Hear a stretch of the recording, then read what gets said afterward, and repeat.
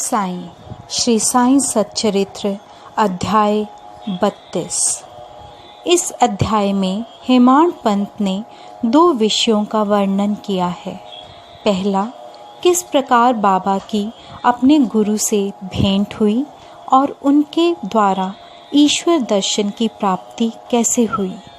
दूसरा, श्रीमती गोखले जो 3 दिन से उपवास कर रही थीं को पूरन पोली का भोजन कैसे कराया। प्रस्तावना। श्री हेमाड पंत वट वृक्ष का उदाहरण देकर इस गोचर संसार के स्वरूप का वर्णन करते हैं। गीता के अनुसार वट वृक्ष की जड़ें ऊपर और शाखाएं नीचे को चारों ओर फैली हुई हैं। उधर्व मूल मध्य शाखम। गीता 15वां अध्याय श्लोक 1। इस वृक्ष के गुण, पोषक और अंकुर इंद्रियों के भोग्य पदार्थ हैं। जड़ें जिनका कारणीभूत कर्म है वे सृष्टि के मानवों की ओर फैली हुई हैं। इस वृक्ष की रचना बड़ी ही विचित्र है। ना तो इसके आकार, उद्गम और अंत का ही भान होता है और ना ही इसके आधार का। इस कठोर जड़ वाले संसार रूपी वृक्ष को नष्ट करने के हेतु किसी ब्रह्म मार्ग का अवलंबन करना अत्यंत आवश्यक है, ताकि इस असार संसार में आवागमन से मुक्ति प्राप्त हो सके। इस पथ पर अग्रसर होने के लिए किसी योग्य दिग्दर्शक की नितांत आवश्यकता है। चाहे कोई कितना ही विद्वान अथवा वेद और वेदांत में पारंगत क्यों न हो, वह अपने निर्दिष्ट स्थान पर नहीं पहुंच सकता जब तक कि उसकी सहायतार्थ कोई योग्य पथ प्रदर्शक ना मिल जाए, जिसके पद चिन्हों का अनुसरण करने से ही मार्ग में मिलने वाले गड्ढों, खंदकों तथा हिंसक प्राणियों के भय से मुक्त हुआ जा सकता है और इस विधि से ही संसार यात्रा सुगम तथा कुशलतापूर्वक पूर्ण हो सकती है।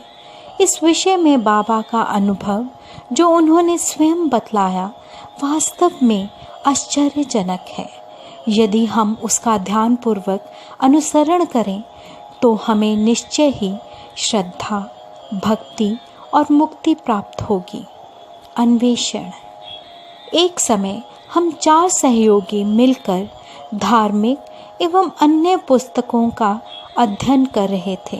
इस प्रकार प्रबुद्ध होकर हम लोग ब्रह्म के मूल स्वरूप पर विचार करने लगे। एक ने कहा कि हमें स्वयं की ही जागृति करनी चाहिए, दूसरों पर निर्भर रहना हमें उचित नहीं है। इस पर दूसरे ने कहा कि जिसने मनोनिग्रह कर लिया वह धन्य है। हमें अपने संकीर्ण विचारों व भावनाओं से मुक्त होना चाहिए, क्योंकि इस संसार में हमारे अतिरिक्त और कुछ भी नहीं है। तीसरे ने कहा कि ये संसार सदैव परिवर्तनशील है, केवल निराकार ही शाश्वत है। अतः हमें सत्य और असत्य में विवेक करना चाहिए। तब चौथे स्वयं बाबा ने कहा कि केवल पुस्तकीय ज्ञान से कोई लाभ नहीं, हमें तो अपना कर्तव्य करते रहना चाहिए। दृढ़ विश्वास और पूर्ण निष्ठापूर्वक हमें अपना तन, मन, धन और पंच प्राणादि सर्वव्यापक गुरुदेव को अर्पण कर देने चाहिए। गुरु भगवान है, सबका पालनहार है। इस प्रकार वाद विवाद के उपरांत हम चारों सहयोगी वन में ईश्वर की खोज पर निकले। हम 4 विद्वान बिना किसी से सहायता लिए केवल अपनी स्वतंत्र बुद्धि से ही ईश्वर की खोज करना चाहते थे।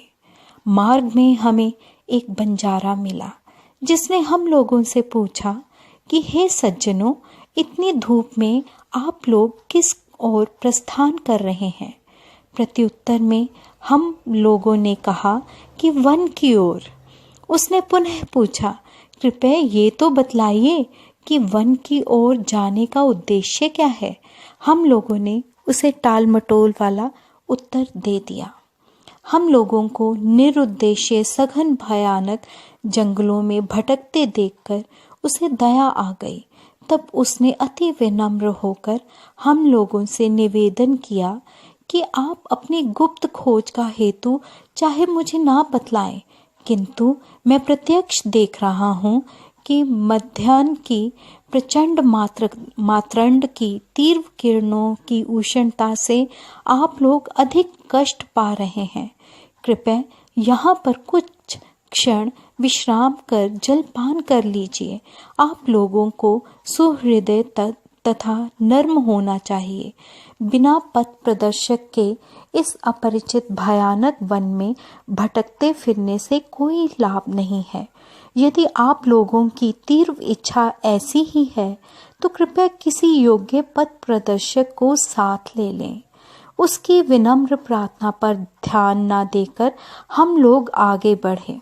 हम लोगों ने विचार किया कि हम स्वयं ही अपना लक्ष्य प्राप्त करने में समर्थ हैं। तब फिर हमें किसी के सहारे की आवश्यकता नहीं है। जंगल बहुत विशाल और पथहीन था।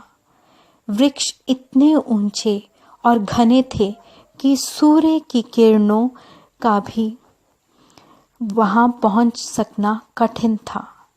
परिणाम ये हुआ कि हम मार्ग भूल गए और बहुत समय तक यहाँ वहाँ भटकते रहे। भाग्यवश हम लोग उसी स्थान पर पुनः जा पहुँचे जहाँ से पहले प्रस्थान किया था। तब वही बंजारा हमें पुनः मिला और कहने लगा कि अपने चातुर्य पर विश्वास कर आप लोगों को पथ की विस्मृति हो गई है। प्रत्येक कार्य में चाहे वह बड़ा हो या छोटा, मार्गदर्शक आवश्यक है। ईश्वर प्रेरणा के अभाव में सत्पुरुषों से भेंट होना संभव नहीं। भूखे रहकर कोई कार्य पूर्ण नहीं हो सकता। इसलिए यदि कोई आग्रहपूर्वक भोजन के लिए आमंत्रित करे तो उसे अस्वीकार ना करो। भोजन तो भगवान का प्रसाद है, उसे ठुकराना उचित नहीं। यदि कोई भोजन के लिए आग्रह करे तो उसे अपनी सफलता का प्रतीक जानो। इतना कहकर उसने भोजन करने का पुनः अनुरोध किया। फिर भी हम लोगों ने उसके अनुरोध की उपेक्षा कर भोजन करना अस्वीकार कर दिया। उसके सरल और गूढ़ उपदेशों की ओर ध्यान दिए बिना ही मेरे 3 साथियों ने आगे प्रस्थान कर दिया। अब पाठक ही अनुमान करें कि वे लोग कितने अहंकारी थे। मैं क्षुधा और तृषा से अत्यंत व्याकुल था ही। बंजारे के अपूर्व प्रेम ने भी मुझे आकर्षित कर लिया। यद्यपि हम लोग अपने को अत्यंत विद्वान समझते थे, परंतु दया एवं कृपा किसे कहते हैं उससे सर्वथा अनभिज्ञ ही थे। बंजारा था तो एक शूद्र, अनपढ़ और गंवार, परंतु उसके हृदय में महान दया थी, जिसने बार बार भोजन के लिए आग्रह किया। जो दूसरों पर निस्वार्थ प्रेम करते हैं, सचमुच में वे ही महान हैं। मैंने सोचा कि इसका आग्रह स्वीकार कर लेना ज्ञान प्राप्ति के हेतु शुभ आवाहन है, और मैंने इसी कारण उसके दिए हुए रूखे सूखे भोजन को आदर व प्रेम पूर्वक स्वीकार कर लिया। क्षुधा निवारण होते ही क्या देखता हूँ कि गुरुदेव तुरंत ही समक्ष प्रकट हो गए और प्रश्न करने लगे कि ये सब क्या हो रहा था। घटित घटना मैंने तुरंत ही उन्हें सुना दी। उन्होंने आश्वासन दिया कि मैं तुम्हारे हृदय की समस्त इच्छाएं पूर्ण कर दूंगा, परंतु जिसका विश्वास मुझ पर होगा, सफलता केवल उसी को प्राप्त होगी। मेरे तीनों सहयोगी तो उनके वचनों पर अविश्वास कर वहां से चले गए। तब मैंने उन्हें आदर सहित प्रणाम किया और उनकी आज्ञा मानना स्वीकार कर लिया। तत्पश्चात वे मुझे एक कुएं के समीप ले गए और रस्सी से मेरे पैर बांधकर मुझे कुएं में उल्टा लटका दिया। मेरा सिर नीचे और पैर ऊपर को थे। मेरा सिर जल से लगभग 3 फुट की ऊंचाई पर था। ना मैं हाथों के द्वारा जल ही छू सकता था और ना मुंह में ही उसके जा सकने की कोई संभावना थी।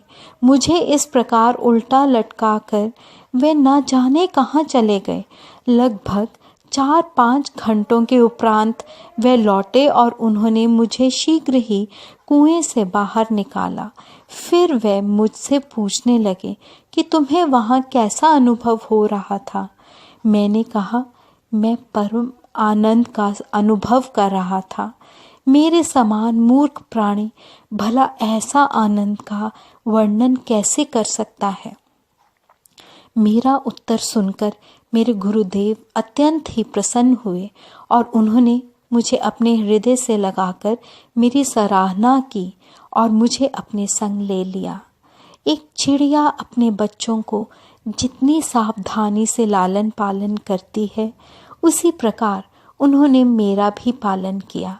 उन्होंने मुझे अपनी शाला में स्थान दिया। कितनी सुंदर थी वह शाला। वहाँ मुझे अपने माता पिता की भी विस्मृति हो गई। मेरे समस्त अन्य आकर्षण दूर हो गए और मैंने सरलतापूर्वक बंधनों से मुक्ति पाई।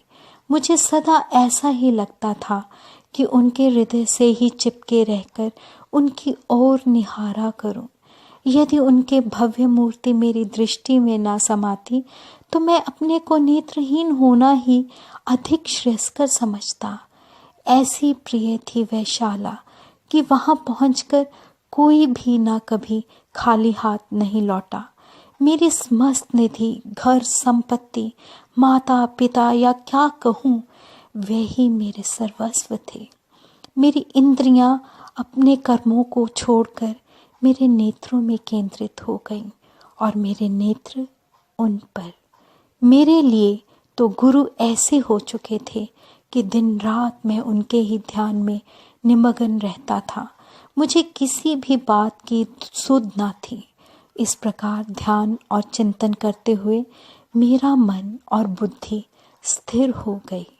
मैं स्तब्ध हो गया और उन्हें मानसिक प्रणाम करने लगा। अन्य और भी आध्यात्मिक केंद्र हैं जहाँ एक भिन्न ही दृश्य देखने में आता है।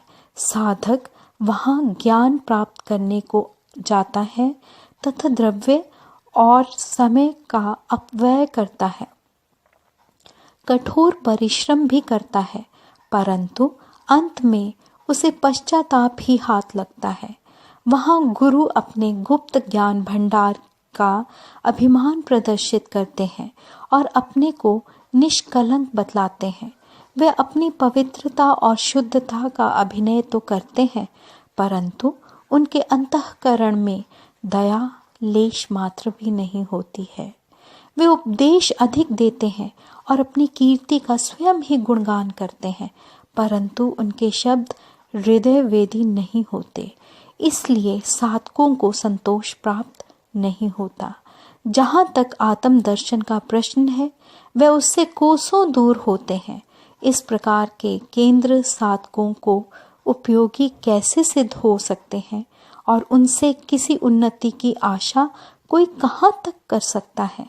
जिन गुरु के श्री चरणों का मैंने अभी वर्णन किया है, वे भिन्न प्रकार के ही थे। केवल उनकी कृपा दृष्टि से मुझे स्वतः ही अनुभूति प्राप्त हो गई तथा मुझे ना कोई प्रयास और ना ही कोई विशेष अध्ययन करना पड़ा।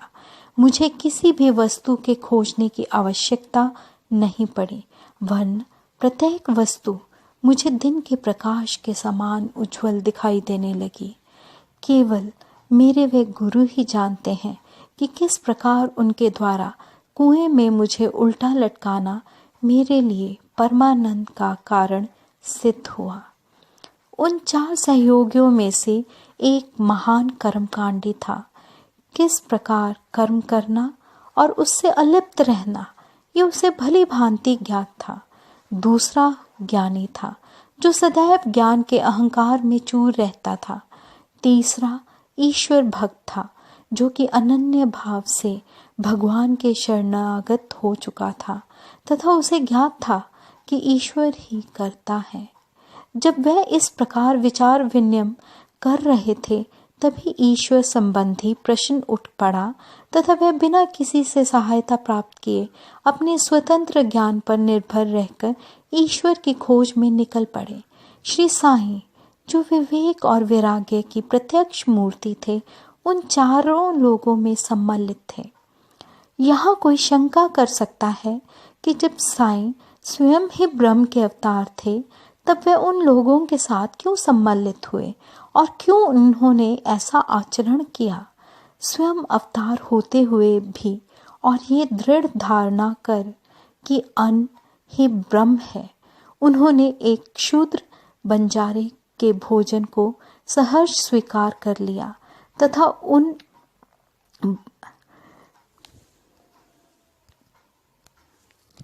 तथा बंजारे के भोजन के आग्रह की उपेक्षा करने और बिना गुरु के ज्ञान प्राप्त करने वालों की क्या दशा होती है, इसका उनके समक्ष एक उदाहरण प्रस्तुत किया। श्रुति का कथन है कि हमें माता पिता तथा गुरु का आदर सहित पूजन कर धार्मिक ग्रंथों का अध्ययन करना चाहिए। ये चित्त शुद्धि के मार्ग हैं और जब तक चित्त की शुद्धि नहीं होती, तब तक आत्मानुभूति की आशा व्यर्थ है। आत्मा इंद्रियों, मन और बुद्धि के परे है। इस विषय में ज्ञान और तर्क हमारी कोई सहायता नहीं कर सकते। केवल गुरु की कृपा से ही सब कुछ संभव है। धर्म, अर्थ और काम की प्राप्ति अपने प्रयत्न से हो सकती है, परंतु मोक्ष की प्राप्ति तो केवल गुरु कृपा से ही संभव है। श्री साईं के दरबार में तरह तरह के लोगों का दर्शन होता था। देखो, ज्योतिषी लोग आ रहे हैं और भविष्य का बखान कर रहे हैं। दूसरी ओर राजकुमार, श्रीमान, संपन्न और निर्धन, सन्यासी, योगी और गवैये दर्शनार्थ चले आ रहे हैं। यहाँ तक कि एक अतिशूद्र भी दरबार में आता है और प्रणाम करने के पश्चात कहता है कि साईं ही मेरे माँ या बाप हैं और वे जन्म मृत्यु के चक्र से मेरा छुटकारा देंगे। और भी अनेकों तमाशा करने वाले, कीर्तन करने वाले, अंधे, पंगु, नाथपंथी, नृतक व अन्य मनोरंजन करने वाले दरबार में आते थे, जहाँ उनका उचित मान किया जाता था। और इसी प्रकार उपयुक्त समय पर वह बंजारा भी प्रकट हुआ और जो अभिनय उसे सौंपा गया था, उसने उसको पूर्ण किया। हमारे विचार से कुएं में 4-5 घंटे उल्टे लटके रहना, इसे सामान्य घटना नहीं समझना चाहिए, क्योंकि ऐसा कोई बिरला ही होगा जो इस प्रकार इतने अधिक समय तक रस्सी से लटकाए जाने पर कष्ट का अनुभव न कर परमानंद का अनुभव करे। इसके विपरीत उसे पीड़ा होना की ही संभावना अधिक है। ऐसा प्रतीत होता है कि समाधि अवस्था का ही यहाँ चित्रण किया गया है।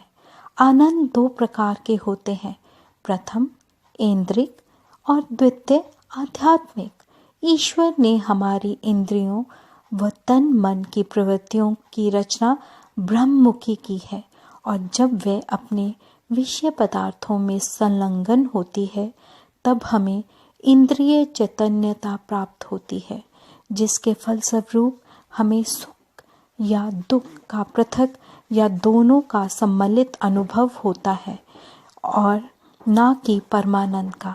जब इंद्रियों और मन को उनके विषय पदार्थों से हटाकर अंतर्मुख कर आत्मा पर केंद्रित किया जाता है, तब हमें आध्यात्मिक बोध होता है, और उस समय के आनंद का मुख से वर्णन नहीं किया जा सकता। मैं परमानंद में था तथा उस समय का वर्णन मैं कैसे कर सकता हूँ। इन शब्दों से ध्वनित होता है कि गुरु ने उन्हें समाधि अवस्था में रखकर चंचल इंद्रियों और मन रूपी जल से दूर रखा। उपवास और श्रीमती गोखले। बाबा ने स्वयं कभी उपवास नहीं किया, ना ही उन्होंने दूसरों को करने दिया। उपवास करने वालों का मन कभी शांत नहीं रहता, तब उन्हें परमार्थ की प्राप्ति कैसे संभव है? प्रथम आत्मा की तृप्ति होना आवश्यक है। भूखे रहकर ईश्वर की प्राप्ति नहीं हो सकती। यदि शरीर में कुछ अन्न की ऊर्जा ना हो तो हम कौन सी आंख से ईश्वर को देखेंगे, किस जीवा से उनकी महानता का वर्णन करेंगे और किन कानों से उसका श्रवण करेंगे? सारांश ये है कि जब समस्त इंद्रियों को यथेष्ट खुराक व शांति मिलती है जब वे बलिष्ठ रहती हैं, तभी हम भक्ति और ईश्वर प्राप्ति की अन्य साधनाएं कर सकते हैं। इसलिए ना तो हमें उपवास करना चाहिए और ना ही अधिक भोजन। भोजन में संयम रखना शरीर और मन दोनों के लिए उत्तम है। श्रीमती काशीबाई कानेटकर से परिचय पत्र लेकर श्रीमती गोखले दादा केलकर के पास शिरडी आई। वे ये दृढ़ निश्चय करके आई थीं कि बाबा के श्री चरणों में बैठकर 3 दिन उपवास करूंगी। उनके शिरडी पहुंचने के एक दिन पूर्व ही बाबा ने दादा केलकर से कहा कि मैं शिमगा होली के दिनों में अपने बच्चों को भूखा नहीं देख सकता हूँ। यदि उन्हें भूखे रहना पड़े तो मेरे यहाँ होने का लाभ ही क्या है? दूसरे दिन जब वह महिला दादा केलकर के साथ मस्जिद में जाकर बाबा के चरण कमलों में के समीप बैठी तो तुरंत बाबा ने कहा, उपवास की आवश्यकता ही क्या है? दादा भट्ट के घर जाकर पूरन पोली तैयार करो, अपने बच्चों को खिलाओ और स्वयं खाओ। वह होली के दिन थे और इस समय श्रीमती केलकर मासिक धर्म से थीं। दादा भट्ट के घर में रसोई बनाने के लिए कोई न था और इसलिए बाबा की युक्ति बड़ी सामयिक थी। श्रीमती गोखले ने दादा भट्ट के घर जाकर भोजन तैयार किया और दूसरों को भोजन कराकर स्वयं भी खाया। कितनी सुंदर कथा है और कितनी सुंदर उसकी शिक्षा। बाबा के सरकार। बाबा ने अपने बचपन की एक कहानी का इस प्रकार वर्णन किया। जब मैं छोटा था तब जीविका उपार्जनार्थ मैं बीड़ गांव आया। वहाँ मुझे जरी का काम मिल गया और मैं पूर्ण लगन व उम्मीद से अपना काम करने लगा। मेरा काम देखकर सेठ बहुत ही प्रसन्न हुआ। मेरे साथ 3 लड़के और भी काम करते थे। पहले का काम 50 रुपए का, दूसरे का 100 रुपए का और तीसरे का 150 रुपए का हुआ। मेरा काम उन तीनों से 2 गुना हुआ। मेरी निपुणता देखकर सेठ बहुत ही प्रसन्न हुआ। वह मुझे अधिक चाहता था और मेरी प्रशंसा भी करता रहता था। उसने मुझे एक पूरी पोशाक प्रदान की, जिसमें सिर के लिए एक पगड़ी और शरीर के लिए एक शेला भी था। मेरे पास वह पोशाक वैसी ही रखी रही। मैंने सोचा कि जो कुछ मनुष्य निर्मित है वह नाशवान और अपूर्ण है, परंतु जो कुछ मेरे सरकार द्वारा प्राप्त होगा वही अंत तक रहेगा। किसी भी मनुष्य के उपहार की उससे समानता संभव नहीं है। मेरे सरकार कहते हैं, ले जाओ। लोग मेरे पास आकर कहते हैं, मुझे दो, मुझे दो, परंतु जो कुछ मैं कहता हूँ उसके अर्थ पर कोई ध्यान देने का प्रयत्न नहीं करता। मेरे सरकार का खजाना भरपूर है और वह बह रहा है। मैं तो कहता हूँ कि खोदकर गाड़ी में भरकर ले जाओ। जो सच्ची माँ का लाल होगा उसे स्वयं ही भरना चाहिए। मेरे फकीर की कला, मेरे भगवान की लीला और मेरे सरकार का बर्ताव सर्वथा अद्वितीय है। मेरा क्या, ये शरीर मिट्टी में मिलकर सारे भूमंडल में व्याप्त हो जाएगा तथा फिर ये अवसर कभी प्राप्त ना होगा।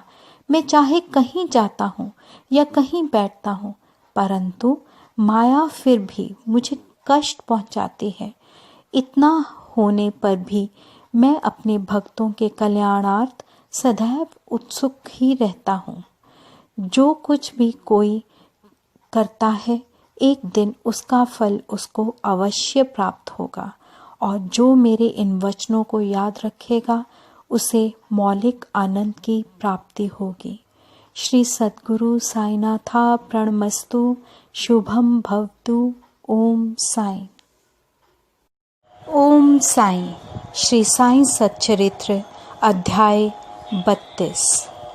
इस अध्याय में हेमाड पंत ने 2 विषयों का वर्णन किया है। पहला, किस प्रकार बाबा की अपने गुरु से भेंट हुई और उनके द्वारा ईश्वर दर्शन